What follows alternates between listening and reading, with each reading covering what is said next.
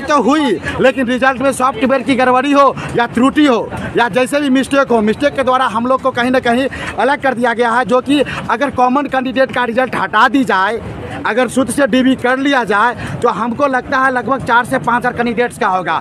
हम तो आपके साथ साक्ष्य के तौर पर ऐसा चीज़ आपको हम देंगे कि कंप्यूटर साइंस से यार कुछ भी पास नहीं है, फिर भी उसका रिजल्ट है। यार ये कहाँ की न्यायोचित वाली बात है। तो हम लोग यहाँ से सर से हाथ जोड़ के करबद्ध निवेदन करके न्याय मांगने आए हैं। अन्यथा हम लोग के पास अधिकारी से लड़ने के लिए हमारे पास क्षमता ताकत कहाँ है। हम तो एक पीड़ित अभ्यर्थी है 5 साल से। सो तमाम सारे लोग से आग्रह है कि सारे लोग अविलंब पहुँचिए, सारे लोग अविलंब पहुँचिए, सारे लोग अविलंब पहुँचिए।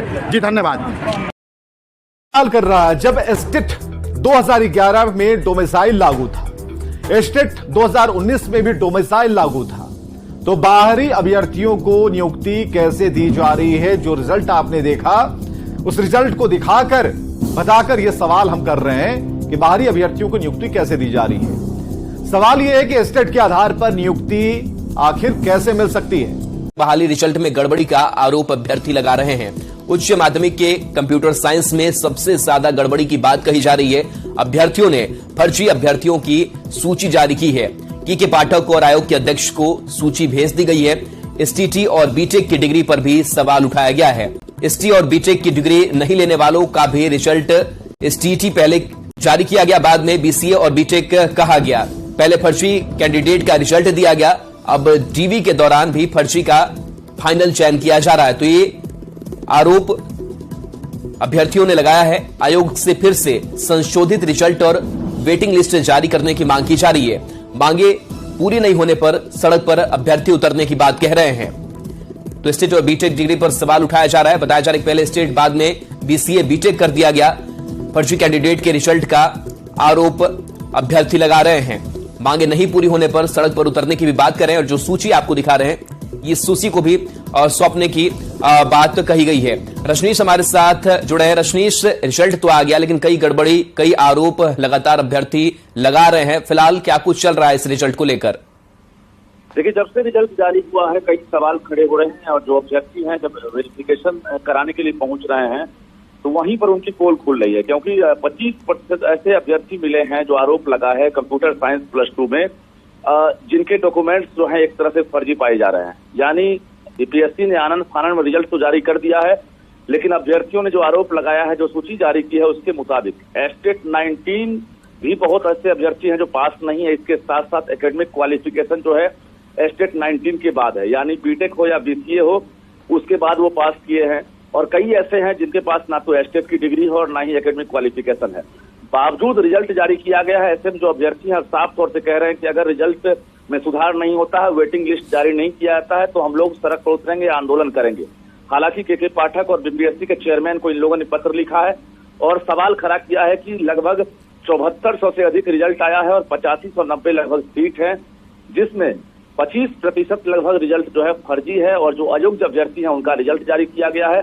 ऐसे में देखना यह होगा कि अभ्यर्थियों की चेतावनी के बाद आयोग जो है फिर से वेटिंग लिस्ट जारी करता है, फिर से जो मेधा सूची है उस पर तैयारी होती है, या फिर जो फर्जी अभ्यर्थी हैं उनको नौकरी मिल जाती है। पीएससी वेटिंग के बदले मेधा सूची अब जारी करेगा। शिक्षा विभाग से निर्देश मिलते ही मेधा सूची जारी कर दी जाएगी। एक अभ्यर्थी का 2 जगह चयन होने से सीटें खाली हुई हैं।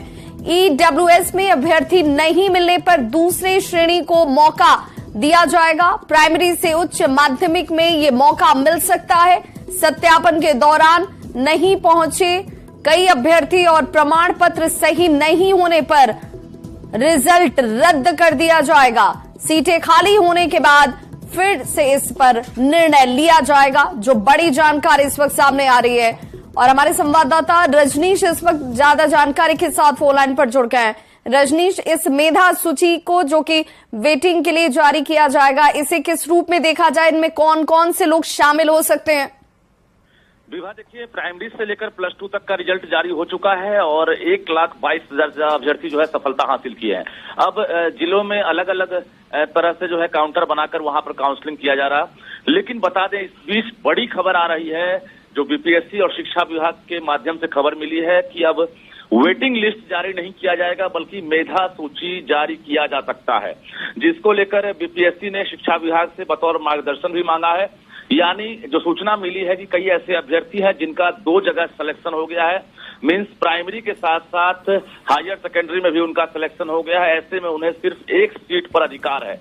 तो जो बचे हुए सीट हैं उस पर जो है एक तरह से फिर से जो है रिक्तियां बनती है और उस रिक्तियों के आधार पर शिक्षा विभाग जो है एक तरह से बीपीएससी को मार्गदर्शन दे सकता है, जिसके बाद बीपीएससी मेधा सूची जारी कर सकता है। यानी जो असफल अभ्यर्थी हैं, जो तय कट ऑफ के अंदर अगर नंबर लाते हैं, उसके आधार पर जो है मेधा सूची में उन्हें फिर से जगह मिल सकती है और दोबारा बीपीएससी रिजल्ट जारी कर सकता है। ये इस तमाम प्रक्रिया में एक तरह से कहा जाए कि 8 दिन अभी वक्त है। 1 नवंबर से एक तरह से आदेश निकलने की उम्मीद है। 1 तारीख के बाद बीपीएससी और शिक्षा विभाग जो है बैठक करके ये फैसला लेगा और उसके बाद जो असफल अभ्यर्थी है उन्हें मौका मिल सकता है। कुल मिलाकर ये कहें कि जो ईडब्ल्यूएस के अभ्यर्थी हैं, अगर उनकी जगह अगर फुल नहीं होती है तो निश्चित रूप से दूसरे श्रेणी को मौका दिया जाएगा। ये भी कहा जा रहा है सत्यापन के दौरान बड़ी संख्या में जो अभ्यर्थी हैं जिनका सर्टिफिकेट फेक है या जो सत्यापन में नहीं पहुंच रहे हैं, तो कुल मिलाकर उनका रिजल्ट रद्द किया जाएगा। तो पहले से ये तैयारी थी कि जो रिक्तियां हैं उसको हम अगली बहाली में ऐड करेंगे, लेकिन अभी जो खबर आ रही है कि बीपीएससी और शिक्षा विभाग ये फैसला लेगा कि हम फिर से एक मेधा सूची जारी कर सकते हैं जिसमें असफल अभ्यर्थियों को मौका मिलेगा। बिल्कुल, और ऐसे में उन तमाम अभ्यर्थियों के लिए एक बड़ी खबर जिसमें मेधा सूची के जरिए उनके नाम को शामिल किया जा सकता है। यानी उम्मीद इस वक्त उन तमाम अभ्यर्थियों के लिए भी जिंदा है, बाकी है। बहुत बहुत शुक्रिया रजनीश इस तमाम जानकारी के लिए। अभ्यर्थियों के साथ धोखाधड़ी करने का आरोप लगा रहे हैं। रिजल्ट में गड़बड़ी की शिकायत लेकर बड़ी संख्या में अभ्यर्थी बीपीएससी कार्यालय के बाहर जुटे। जमकर हंगामा प्रदर्शन किया गया। प्रदर्शन कर रहे छात्रों से बातचीत की है हमारे संवाददाता संजय कुमार ने। बिहार में 1,70,000 शिक्षक पदों के लिए परीक्षा का परिणाम घोषित कर दिया गया है। बिहार लोक सेवा आयोग ने परीक्षा का परिणाम तो घोषित कर दिया, लेकिन उसके बाद से ही बिहार लोक सेवा आयोग कार्यालय के सामने लगातार हंगामा प्रदर्शन जारी है।